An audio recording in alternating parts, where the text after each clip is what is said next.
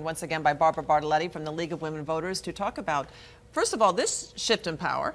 Well, yes, and it will be quite an interesting shift, too, because the Republican Party in the Senate has been in the minority, and they have been, as a lot of people have said, the party of no. They just keep saying no to everything that the Democrats want to do.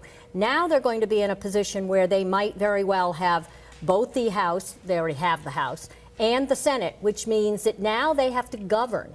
So I think what everybody, the insiders, will be looking at is how much are they willing to work with still a Democratic president to see how much they can actually get done in this 2 years. If they don't begin to govern, then it'll be interesting. We could see it turn back in the 2016 election. We'll have to see what kind of moderation they have too, Barbara, right? Because if they go too extreme, yes, the president can just veto it, and they may not have the numbers to override. That's right. The president has only vetoed twice in the almost 6.5 years he's been there.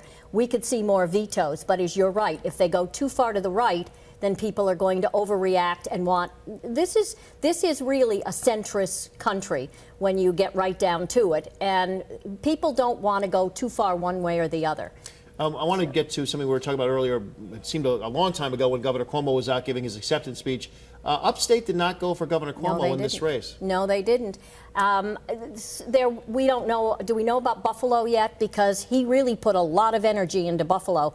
But the areas around our viewing audience, they all went for Astorino. A lot of that has specifically to do with the SAFE Act. Yeah. People were very angry about the SAFE Act.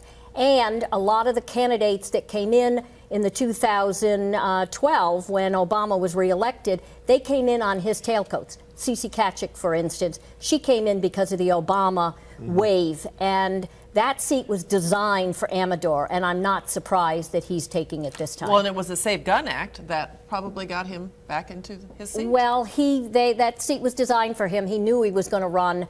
They knew they would run him again in 2 years because they also, the politicians, understand that that was a wave that the presidential election brought in. These are the midterms, and people are dissatisfied with the presidency, so now they're going to go the other way, and he will come in on that. I don't know if they called the race yet for Amador. Not yet, no. but the numbers are pretty big. Yeah, it's looking strong for him right now. Yes. All right. Well, thank you so much, Barbara.